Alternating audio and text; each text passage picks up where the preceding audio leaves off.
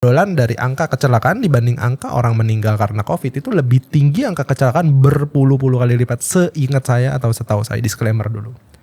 Ya tapi iya benar-benar. Dan orang masih, aku nggak pakai helm, otak aku keluar kayaknya aku masih hidup. Pencari nafkahnya Betul. nih hilang ya kok. Hilang, entah itu kalian suaminya supir Bluebird lah atau supir bis Transjakarta lah atau apa segala macam. Ketika mereka nggak ada, ini bisa habis semuanya sekeluarga-keluarganya. Ada yang anaknya pindah sekolah. Betul, ya kan? ada yang pulang kampung atau apa, atau malah jadi terlantar atau apa, banyak Pindah banget rumah. kasus. Iya benar. Tapi di posisi itu bisa nggak ditanggulangin? Bisa. Bisa kok. Welcome to Melek Resiko. Hari ini kita bakal ngebahas sesuatu yang menurut kita beresiko untuk dihindari atau ditanggulangi. Dan hari ini masih bareng sama Michael George. Iya, halo Keboy. Lemes banget Kal? Halo Keboy. Nah gitu dong. Acting. Iya. Siap. Lanjut, hari ini kita mau bahas apa Kal? Hari ini kita bakal bahas resiko kali kok ya. Kan namanya kan Melek Resiko. Kita bahas resiko. Resiko apa yang hari ini bakal dibahas? Resiko apakah yang akan terjadi kalau kepala keluarga itu nggak ada atau meninggal kok? Oke, yang pasti ada tahlilan dulu nih. Tahlilan apa ya? Yang Bukan syukuran lagi. Iya sejenis syukuran tapi berduka. Berduka itu pasti ada. Oke. Tahlilan. Terus ada pemakaman. Belum peti ya? Kalau pakai, kan ada yang nggak pakai peti juga. Ada yang kain. Ada yang kain, ada yang kain doang. Dan nggak semuanya jenisnya sama. Maksudnya adalah budget untuk orang meninggal tuh beda-beda. Budget orang meninggal beda-beda. Betul, tapi nggak zero budget. Nggak zero budget. Nggak zero budget, pasti ada budget. Even orang, tanda kutip orang hidup pun ada budget, orang meninggal juga pasti ada budgetnya lagi. Iya. Tapi di posisi apa sih yang terjadi ketika kepala keluarga atau orang yang mencari uang tuh meninggal? Yang pasti untuk dianya yang sudah meninggal aja ada kos. Meninggal aja ada kos. Ya. Nah, aku baru tahu nih kok ya. Masa iya? Ya kan acting tadi katanya awal-awal. Lah enggak dong, ini mah bodoh banget orang meninggal ada kos baru tahu. Iya lanjut kok. Tadi kan biar pura-pura segar. Iya. Orang meninggal aja udah ada kos. Ini ngomongin dia dulu. Udah disiapin belum kosnya? Oke. Makanya kan sekarang di TikTok Live ada yang jual kain kafan online kan? Iya. Iya kan? Ada kan? Benar-benar laku lagi kan. Ya laku kan. Nah di posisi itu kan mempersiapkan sebenarnya untuk tidak membuat susah yang masih hidup. Yang keluarga ditinggalkan lah istilahnya ya. Kita udah beres nih ngomongin yang meninggal. Ada kos dulu, ada kos tahlilan 40 hari, ada saat meninggal, ada sewa tenda segala macam. Biasanya urunan nama desa segala macam. Tapi di posisi itu ada keluarga yang ditinggalin nih. Ada anak, ada istri. Oke. Buat mereka yang meninggal, sayang nggak sama anak istrinya? Sayang lah kok pasti. Harusnya sayang dong. Di posisi dia sayang sama anak istri, gimana caranya anak istri itu punya penghidupan yang cukup dan layak ketika dianya nggak ada? Wah, tuh yang bingung sih. Punya dana ya, buffer ya. Betul. Misalnya istrinya nggak biasa kerja, tapi suaminya umumnya kerja atau punya usaha. Kalau punya usaha mungkin istrinya tinggal menggantikan, semoga saja tidak ada masalah. Tapi kalau dia kerja, otomatis penghasilan hilang total. Iya. 100%. Gimana caranya? Pakai warisan. Pakai warisan kok? Warisan. Bentuknya itu aset, bentuknya itu usaha, bentuknya itu uang, cash, atau bentuknya itu kendaraan, atau bisnis, dan semacamnya. Dan itu instrumennya banyak banget. Oke? Iya. Yang repot adalah kalau kita ngomongin orang yang punya usaha, orang punya kendaraan, punya aset, meninggal nggak pusing dong harusnya. Aman ya? Iya, aman. Yang banyak masalah adalah lebih banyak pengusaha apa pekerja sih di kita? Pekerja lah ya. Pekerja. Tapi di posisi itu ketika lebih banyak pekerja berarti lebih banyak keluarga yang lagi resikonya jauh lebih besar. Resikonya lebih besar. Ya karena kan nggak bisa ngewarisin usaha apapun, kendaraan apapun, karyawan, entah itu buruh, entah itu orang yang kerjanya sudah di atas 10-15 tahun tapi gajinya 6-7 juta kan juga masih ada. Ada. Tapi di posisi itu gimana caranya biar mereka bisa memastikan keluarganya itu hidup dengan baik ketika dia nggak ada? Waduh, bingung lagi. Jarang lagi itu kok yang nyiapin kok. Betul, biasanya kan orang itu seolah-olah hidup itu tuh sesuai rencana. Padahal kamu sekarang kan ada laptop nih, coba cek angka kematian terhadap kecelakaan kendaraan bermotor per hari. angka kematian terhadap kecelakaan. Nah, di posisi namanya kecelakaan tuh nggak ada yang mau. Tidak ada yang niat dan tidak ada yang merencanakan rencananya celaka kapan. Ini no internet kok. Dinyalain aja dulu. Oke. Tapi di posisi ketika merencanakan apa yang enak, loh kenapa yang nggak enak tidak direncanakan? Harusnya yang nggak enak direncanain biar punya persiapan. Intinya jaga-jaga istilahnya. Intinya gitu ya. jaga-jaga. Oh. Pertanyaannya sama kayak gini. Jaga-jaga hal yang nggak ada, itu aneh nggak sih? Kamu rencana kecelakaan nggak? Enggak. Oke. Kamu pernah mikir nggak kamu pengen ngerampok bank? Pernah. Pernah? Iya. Pernah kejadian nggak? Enggak. Pernah denger nggak bank dirampok di Indonesia? Di Indonesia belum pernah ya. Belum pernah anehnya kan? Aneh kan bank pakai satpam, bego tuh bang. Iya, bego juga tuh bang. Iya. Oke. Nggak ada historinya Ya. bank dirampok. Tapi dia ngeluarin kos untuk punya lemari besi, punya satpam, ada polisi, CCTV ya. CCTV, segala macam buat apa? Keamanan. Antisipasi. Oh, jaga-jaga tadi. Betul, Oke. sesuatu yang tidak ada tapi secara resiko masuk akal untuk diantisipasi biar tidak terjadi loss yang cukup besar. Itu setara korporasi besar. Nah, kita balik nih ke keluarga kecil. Mereka mau nggak celaka? Nggak mau. Nggak mau. Memungkinkan nggak ada kecelakaan? Memungkinkan. Nah, ini angkanya udah dapet nih kok. Berapa? Rata-rata 3 orang meninggal setiap jam. Berarti sehari itu ada 72 orang. Iya, kurang lebih. Berbahagialah teman-teman yang jadi Gojek atau orang tuanya atau kita bekerja harus naik motor dulu atau harus naik kendaraan ke tempat kerja dan pulang itu masih selamat. Karena sehari itu kalau sejam itu 3, sehari itu 72 orang. Dan itu nggak sedikit. Bank yang tidak pernah dirampok aja itu punya antisipasi segitu panjang. Iya. Tapi ketika angka kecelakaan ini, setahu saya angka kecelakaan ini lebih tinggi tingkat meninggalnya dibanding angka sakit.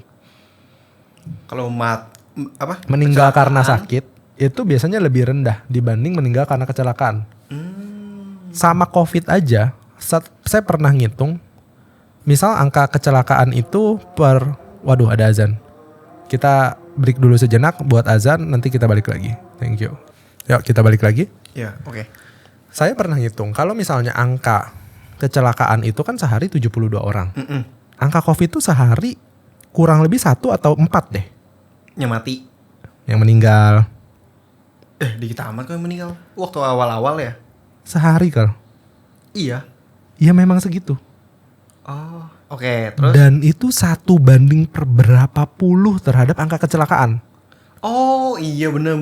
Iya. Dan bener. orang takut banget COVID dibanding nggak takut pakai helm, itu saya aneh. Bukan kenanya ya, tapi meninggal karena COVID. Meninggal ya. karena Iya, COVID-nya. bener. Ini bukan kena COVID-nya ya. Tapi obrolan dari angka kecelakaan dibanding angka orang meninggal karena COVID itu lebih tinggi angka kecelakaan berpuluh-puluh kali lipat seingat saya atau setahu saya. Disclaimer dulu. Ya tapi iya benar. Dan orang masih, aku nggak pakai helm. Otak aku keluar kayaknya aku masih hidup. Atau kok aku pakai masker. Aku pakai helm aja padahal. Iya, tapi Konspirasi intinya sih kok. Oke. iya, tapi intinya ketika orang pakai masker kan menakutkan jumlah yang nggak sesignifikan itu ternyata. Dibanding dia lebih aware pakai helm. Berarti tingkat sembuhnya 99% tuh harusnya ya. Apanya? Kena COVID. Bukan tingkat sembuhnya, kita ngomongin tingkat kematiannya dulu nih. Oke. Tapi dengan angka segitu aja menurut kita COVID jadi serem banget. Karena direct langsung kena COVID beberapa hari meninggal. Beda sama orang kena diabetes, TBC, kanker, tumor, ada masa tunggunya. Iya, bener-bener. Berapa tahun atau berapa bulan. Tapi di posisi kecelakaan itu lumayan tinggi, orang juga masih belum aware nih sama dia pakai helm. Padahal kalau dia pakai helm, mungkin dia masih bisa selamat karena tidak ada benturan. Tapi dia masih nggak mau. Padahal di berita sering banget angka kecelakaan, meninggal karena tidak pakai helm, bla bla bla bla. Oke.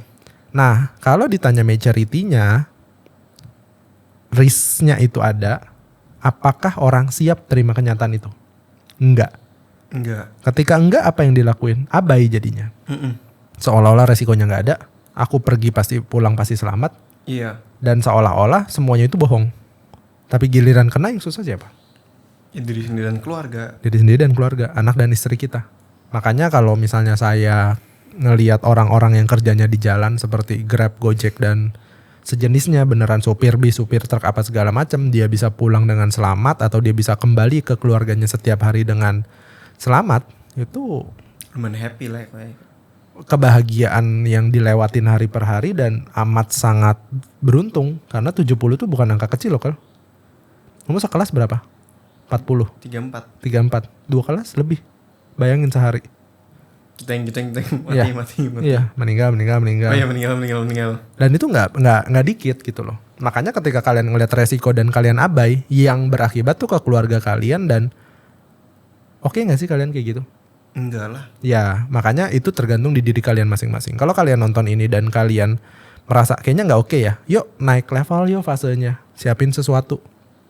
Supaya kalau amit-amit hal itu kejadian, minimal kita punya stok gitu kayak buat hidup. Minimal punya spare atau minimal punya cadangan tertentu untuk melanjutkan hidup keluarga kita yang lain yang masih hidup, bukan kita yang sudah nggak ada.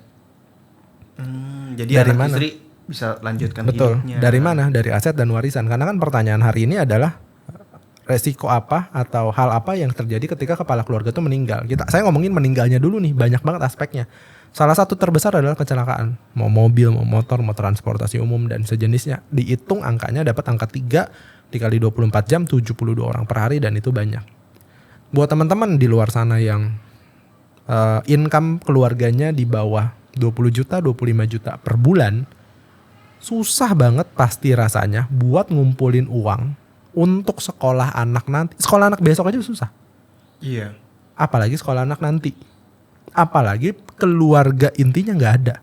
Sang pencari nafkahnya Betul. nih hilang ya. Hilang. Entah itu kalian suaminya supir Bluebird lah atau supir bis Transjakarta lah atau apa segala macam. Ketika mereka nggak ada, ini bisa habis semuanya sekeluarga-keluarganya. Ada yang anaknya pindah sekolah. Betul, ya kan? ada yang pulang kampung atau apa atau malah jadi terlantar atau apa, banyak Pindah banget rumah. kasus. Iya benar. Tapi di posisi itu bisa nggak ditanggulangin? Bisa. Bisa kok. Bisa, karena semua orang yang saya ceritain tadi yang pemasukannya di bawah 25 juta per bulan, satu keluarga bisa nggak punya motor dia? Bisa.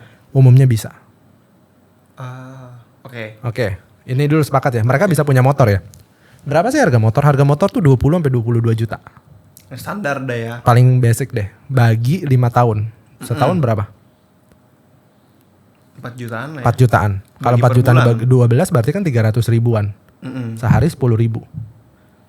Iya ya. Bapak-bapak yang ngerokok, bapak sehari rokok berapa duit? Di Samsu berapa kok udah?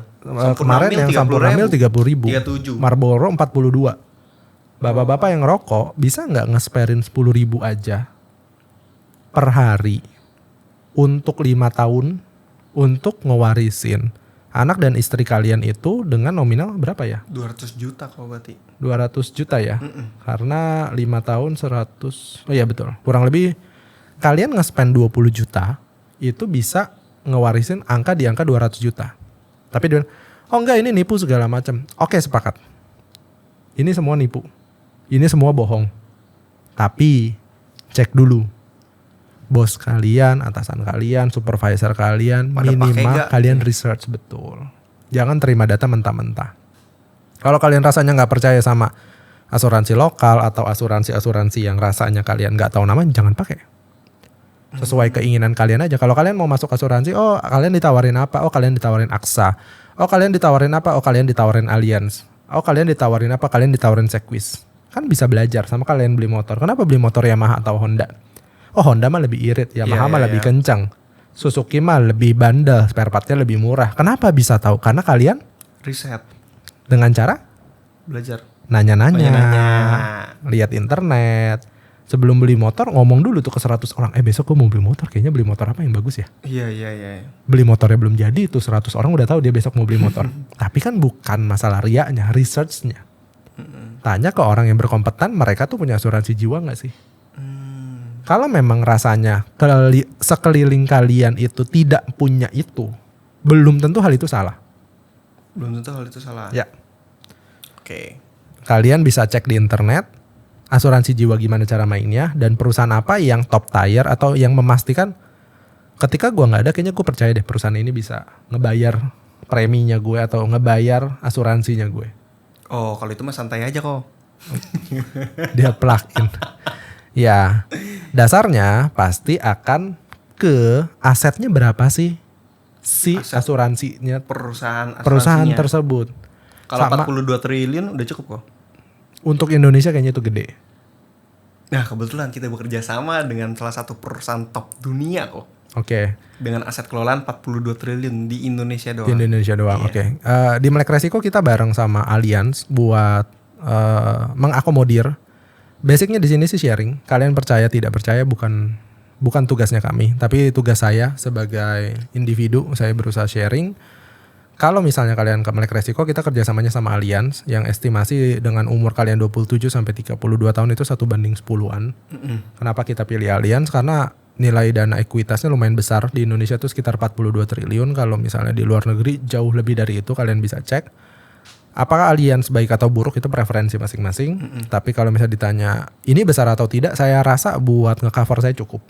Tapi kalau kalian tidak percaya masih ada yang banyak kok. Masih banyak bagus-bagus. Prudent masih ada. AIA masih ada. Iya. AXA masih ada. Kalau kalian tahu dari mana bagusnya, kalian lihat ya di baju jersey sepak bola. Ada apa gitu loh.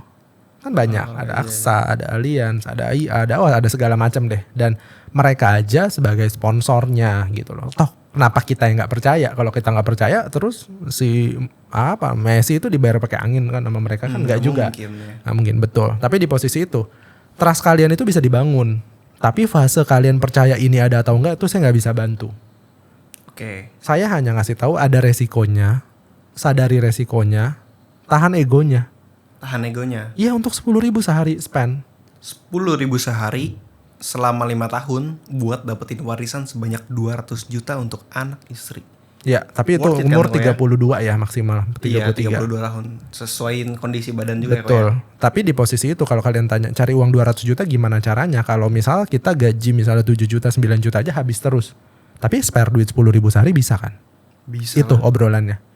Kita nggak usah jauh-jauh ngomongin resiko kesehatan apa segala macam. Kita basic dulu di Melek Resiko yang kalau kepala keluarga sebagai orang yang menanggung beban ekonomi keluarga dan itu meninggal dunia, ya nggak bisa lagi selain uang tunai yang bantu mereka. Karena contoh deh, teman saya punya keluarga meninggal, teman sayanya ada istri dan anak-anaknya. Temen kokonya meninggal. Misalnya, Oh, ya. apakah saya mau ketika istrinya teman saya bilang, boy, suamiku baru meninggal, boleh nggak tanggung bulanan keluargaku? Danain gue nggak mau lah kok. Karena kita jahat. Ya enggak juga lah. Iya betul. Pertanyaan itu. Dan gak ada yang bisa bantu kalian. Dan sama sekali gak ada yang bisa bantu kalian kalau kaliannya tidak mempersiapkan diri kalian sendiri. Siapapun itu, bukan saya, bukan kamu, atau bukan kalian nonton tuh gak ada yang mau hal ini kejadian. Bukan kita gak mau nolongin mereka, kita sedang menolong keluarga kita sendiri. Iya. Yang lagi kita tolong, belum tentu kita bisa bantu mereka. Siapa yang bisa bantu mereka? Ya ketika kita masih hidup, kita siapkan semuanya. Kalau rasanya, gimana caranya buat ngewarisin 200 juta? Ini gue gak spare habis terus, oke. Kalau kalian selalu ngebully orang yang ngerokok bisa dapat iPhone gak, apa segala macam, balik deh basic. Rokok kalian 10.000 per hari ditukar sama uang 200 juta untuk anak istri kalian ketika kalian gak ada. 5 tahun menurut saya ego yang lumayan oke untuk ngebantuin kalian. Dan gak menurut saya masuk akal gitu loh buat kalian keluar dari tanda kutip jerat kemiskinan ketika kepala keluarga tuh gak ada. Oke. Kalau misalnya kita naik ke 500 juta sehari berapa? 28.000 aja kok. 28.000 tuh. Untuk sampai 32 tahun. Berapa? 28.000. Iya, 28.000. Berarti kalian tetap masih bisa ngerokok apa namanya? Yang kemarin warna putih, mil, Sampurna mil, tapi iya. cuma 2 batang lah. Dikit amat. Lah kan rencana sebungkus jadi 2 batang, sisanya masukin ke Allianz atau namanya Legacy Pro buat teman-teman yang nggak tahu. Keluarga kalian selama 5 tahun itu setelah bayar 5 tahun, setelah bayar 5 tahun kalian udah gak usah bayar lagi, kalian bisa ngerokok Sampurna mil lagi. Itu udah beres untuk punya warisan 500 juta rupiah. Betul. Jadi kalau 28.000 di total kok selama 5 tahun tuh totalnya 50 juta. Nah itu yang 50 dikumpulin 50 juta. Ya dapatnya 500 juta. Dapatnya 500 juta sebagai warisan. Dan menurut saya itu masih visible. Visible loh. Masih visible banget, 28.000. Dan ini kalau misalnya kalian bilang tunjuk kita sebagai penipu, kita terima. Kita nggak bilang enggak. Karena kita ada di fase yang berbeda. Yang nipu. Berarti ya. Ya, kita terima. It's okay gitu loh. Karena yang kita jelasin juga kita bareng sama Allianz, nama produknya Legacy Pro. Semuanya jelas, ada aturannya, ada perusahaannya jelas, bukan himpun dana di kita, bukan. Tapi apapun yang kalian mau, ya maturity lah. Maksudnya fase kalian dilewatin deh gitu loh. Karena saya ternyata juga bagian dari bangkrut ketika kakek saya sakit hitungannya. Zaman dulu ya kok ya. Pada saat itu, apakah kita mau mengulangi hal yang sama? Saya rasa enggak. Bisa enggak dari kalian yang masih muda, yang umurnya masih 27 sampai 32, kalian punya anak 3 tahun, berhenti ngerokoknya dulu, siapin 1 bungkus rokok buat 500 juta rupiah. Atau bisa mulai dari yang ceban lah tadi kok ya. Atau mulai dari yang 10.000 kalau rasanya kalian sulit. Dan lucunya nih, kalau kalian mulai nih, amit-amit, bulan pertama baru bayar nih. Berarti kalau misalnya 10.000 per hari, 300.000 kan. Bulan kedua amit-amit terjadi sesuatu ketika kalian kerja. Ketika kalian kerja terjadi sesuatu. Cair nggak uangnya? Cair. Itu asuransi jiwa. Itu cara mainnya asuransi jiwa. Padahal baru 2 bulan. Gitu, okay. Jadi proteksinya itu dari bulan kedua. Apakah cairnya asuransi ngurangin premi kita? Enggak. Contoh rencana 10.000 per hari kan kurang lebih 3 juta per tahun ya. 3 juta 600. 5 tahun kan 18 juta. Apakah nanti ketika baru 2 bulan bayar terus kitanya nggak ada, kita dicas 18 jutanya? Enggak. Kita bayar yang 2 bulan itu, setelahnya kita klaim, ya itu sisanya cair. Segitunya namanya proteksi. Oh, sisa 4 tahunnya nggak bayar lagi. Oke, menarik. Karena kan orangnya nggak ada. Sama kayak tadi. Ketika motor kalian hilang, ketika masih cicilan, apakah kalian ditagih lagi? Tidak. Enggak. Karena ada asuransi di dalamnya. Asuransi adalah manajemen resiko.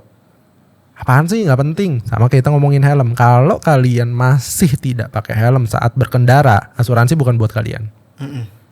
Kalau kalian masih menyepelekan hal-hal seperti seat belt dan helm, kalian belum siap buat ikut asuransi. Karena ini nggak, ya buat yang langsung aja kalian kebentur, kalian tahu itu bisa fatal, kalian nggak mau. Apalagi hal ini yang butuh, nggak kelihatan dan di belakang. Nggak kelihatan, belakang dan butuh fase yang panjang. Itu sih. Oke.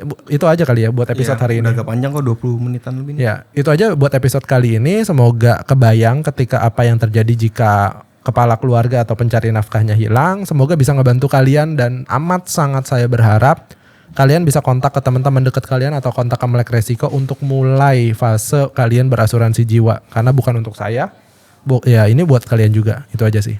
Oke, thank you banyak. 10.000 per hari, ubah hidup keluarga Anda. Mantap. Itu aja buat hari ini. Thank you semuanya. Jangan lupa komen, like, dan subscribe video ini kalau kalian suka. Bye-bye. See you at the next episode.